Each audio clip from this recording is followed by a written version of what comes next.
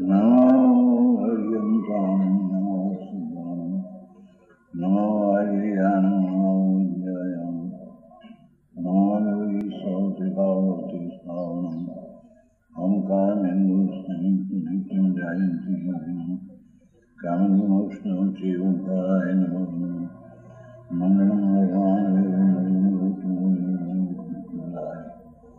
Jayendra boss મંગળ નમઃ સ્મય સ્વાનમ ભત્યાચકાર શ્રીચિત સ્વભાવાય ભાવાય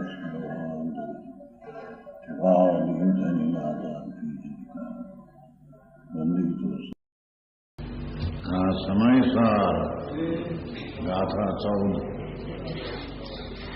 શિષ્યનો પ્રશ્ન હતો કે તમે શુદ્ધ આત્માજી કહો છો એ શું છે?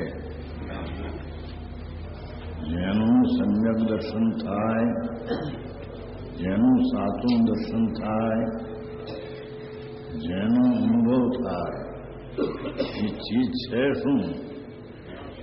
એવો શિષ્યનો પ્રશ્ન શુદ્ધતાનો હતો. અશુદ્ધતાનો પ્રશ્ન એનો નહોતો. પુણ્યને પાપ કેમ થાય એવો એનો પ્રશ્ન નહોતો. એનો ઉત્તર પણ છે. અહીં સુધી આવ્યું છે આપણે કે નિશ્ચયથી આત્મા મુક્ત સ્વરૂપ છે. દ્રવ્ય જે છે, દ્રવ્ય એટલે વસ્તુ, એ અબદ્ધ છે, બંધાયેલી નથી. એને રાગ અને કર્મનો સંબંધનો બંધ નથી.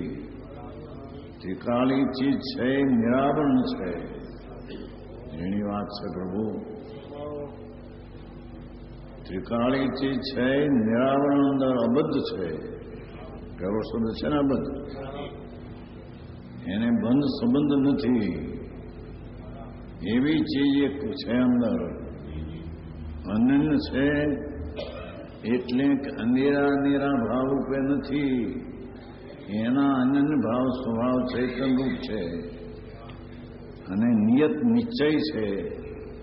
એની પર્યાયમાં અનેકપણું દેખાય છે કે વાસ્તવિક એ તત્વ નથી.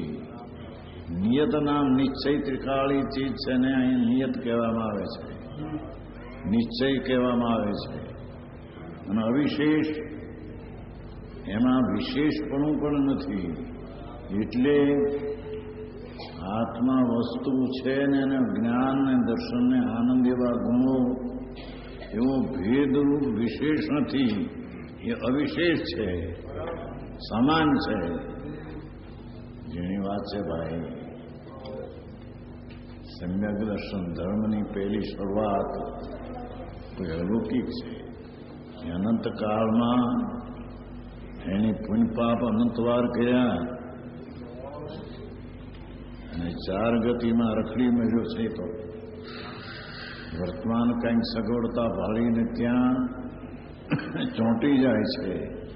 પણ એવી તો અનંતવાર સગવડતા મળી છે બહારની. અંતરની સગવડતા કોઈ દી જોઈ નથી એની, અને જોવાનો એને પ્રયત્ન પણ કર્યો નથી. એ કહે છે તો વિશેષ અવિશેષ છે. શું કહે છે? વસ્તુ છે વિશેષ નથી, એટલે કે સામાન્ય છે. એટલે કે ગુણગુણીના ભેદ પણ જેમાં નથી. આવી વસ્તુ. અને અસંયુક્ત છે. તેને દુઃખનો સંબંધ છે જ નહીં. આકુળતા એના સ્વભાવમાં છે જ નહીં. એ તો નિરાકુળ આનંદ ખમ પ્રભુ છે. એવા આત્માની જે અનુભૂતિ, એવા આત્માનો જે અનુભવ વસ્તુ છે તે કાળી સામાન. પણ તે ધ્રુવનો અનુભવ પર્યાયમાં અનુભવ છે અને અહીંયા અનુભૂતિ કહે છે. દ્રવ્યમાં અનુભૂતિ ન હોય. દ્રવ્ય ધ્રુવ છે, એકરૂપ ત્રિકાળ છે. એના સન્મુખ થતા રાગ અને પર્યાય અને વિકારથી વિમુખ થતા અને સ્વભાવની સન્મુખતા તેનો જે અનુભવ થાય તે શુદ્ધ નહીં છે. તે શુદ્ધ નહીં એટલે વાસ્તવિક નહીં તે છે, યથાર્થ દ્રષ્ટિ તે છે. અને અનુભૂતિ આત્મા જ છે.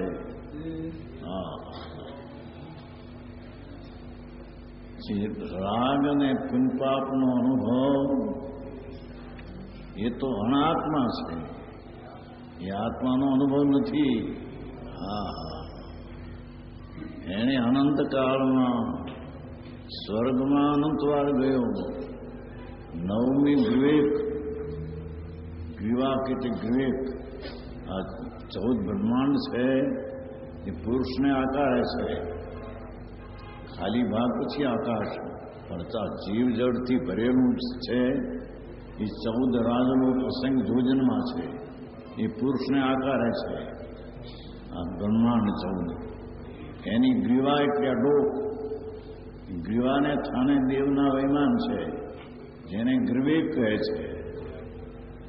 એ ગ્રીવેકમાં પણ ક્રિયાકાંડ કરીને મહાભારત આદિ પાળીને અનંતવાર નવમી ગ્રીવેકે અનંત પૂતગળ પરાવર્તન કર્યા છે. નવમી ગ્રીવેકે અનંતાભાવ કર્યા છે. પણ એણે આત્મજ્ઞાન શું ચીજ છે તે તરફ એને ધ્યાન આપ્યું નથી, એની કાર કરી નથી. વાત આવે ત્યારે એ સૂક્ષ્મ છે, એ જીવનું છે, એ આપણે માટે નહીં એમ કરીને વાત કાઢી નાખી છે. નકાર કરી નથી. પ્રભુ અહીં એ કે છે કે અનુભૂતિ તે આત્મા જ છે. આત્મા જ છે એમ લીધું ચંદુભાઈ. આત્મા જ છે એટલે ભગવાન આત્મા જે અતિન્દ્રિય આનંદને નિશ્ચય સ્વભાવ શુદ્ધ છે એનો અનુભવ થવો, તેની સન્મુખ થઈને અનુભવ થવો એ રાગને વિકાર નથી, એ નિર્વિકારી દશા છે. સમ્યક દર્શન છે, સમ્યક જ્ઞાન છે, અનુભવ છે. તે આત્માની પર્યાય છે, તેને અહીંયા આત્મા કહેવામાં આવ્યો છે. છે પાનામાં તો છે, અંદર પાનામાં તો છે, આત્મામાં નથી.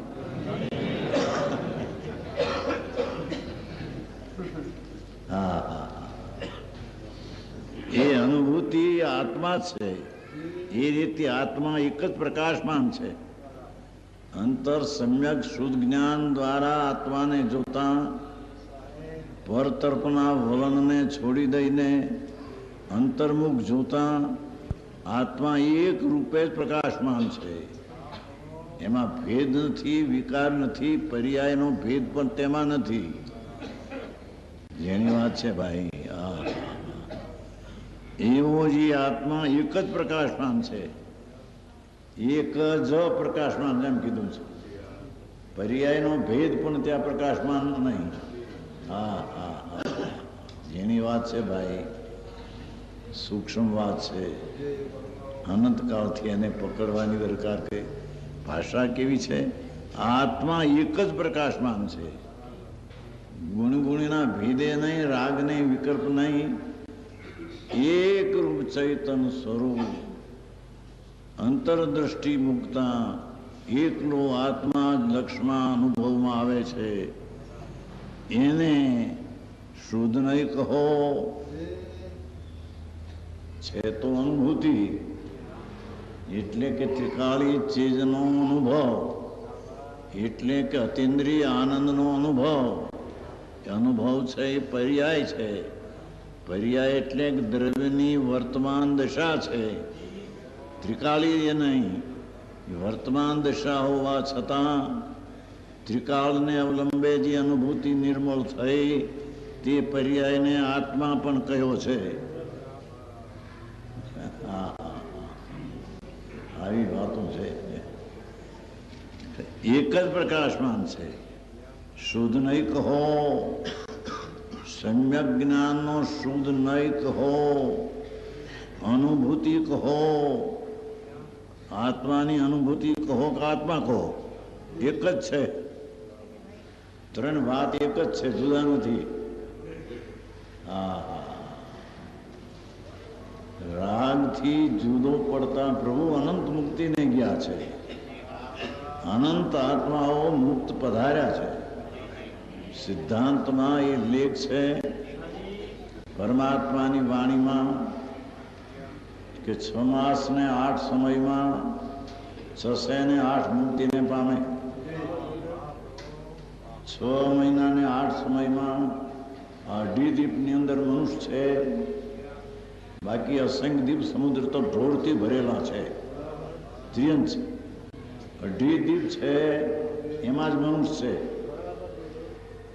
એ સિવાયના અસંખ્ય દીપ સમુદ્ર છે, એમાં એકલા ત્રિયંચો ઢોર, સિંહ, વાઘ, દરિયામાં માછલા અને મગરમચ્છને ભરેલા છે. માણસ તો ફક્ત અઢી દીપની અંદર છે, 45 લાખ જોજનની અંદર. એમાંથી પણ 6 મહિના ને 8 સમયમાં 608 મુક્તિને પામે છે. અત્યારે અહીંયાથી ભલે મુક્તિ નથી, ભરત નહીં વિરોધ, મહાવિદ્યમાં ભગવાન બિરાજે છે, ત્યાંથી પણ 6 મહિના ને 8 સમયમાં 608 મુક્તિને પામે છે. અત્યારે પણ પામે છે. એ અહીં કહે છે એ અનુભૂતિ એ આત્મા જ છે. એ આત્મા એક જ પ્રકાશમાન છે. એને શુદ્ધ નહીં કહો, આત્માની અનુભૂતિ કહો. આત્મા કોઈ એક જ જુદા નથી. અહીં શીશ પ્રશ્ન છે. હવે શીશનો પ્રશ્ન છે કે જીવો ઉપર કયો તેવો આત્માની અનુભૂતિ કેમ થઈ શકે? પ્રભુ તમે આ વાત કરો છો, પણ આ બધું દેખાય છે. રાગ, દ્વેષ, શરીર, કર્મ બધું સંબંધ દેખાય છે. એ છે ને તમે આ વાત આવી કરો છો, તો એ અનુભવ થઈ છે રીતે. એનું ચીજ બહારની નથી. એનામાં રાગ, દ્વેષ, પુણ્ય, પાપ બધું ભર્યું છે. કર્મનો સંબંધ છે. એમ કે જેવો ઉપર કયો તેવા આત્માની અનુભૂતિ કેમ થઈ શકે? કે આ બધું પડ્યું છે ને. આ હોળી બધી હળગે છે ને અંદર પુણ્ય પાપની. એ છતી વસ્તુ એ તમે કહો છો કે અનુભવ કર, અનુભવ કર, અનુભવ કર.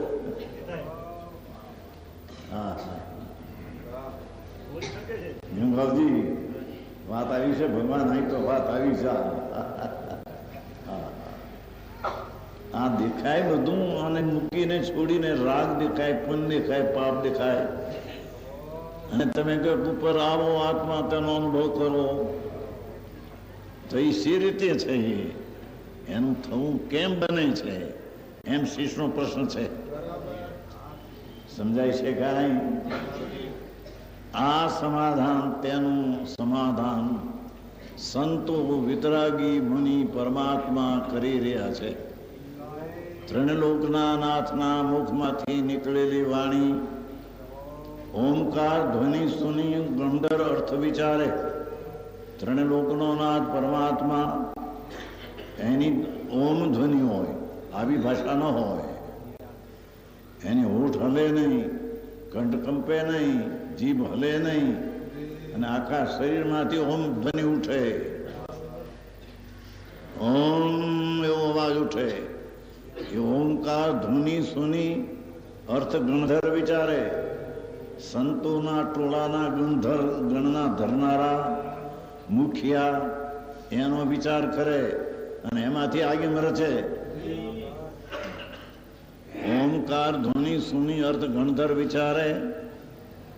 તે આગેમ રચી ભવિક જીવ સંશય નિવારે.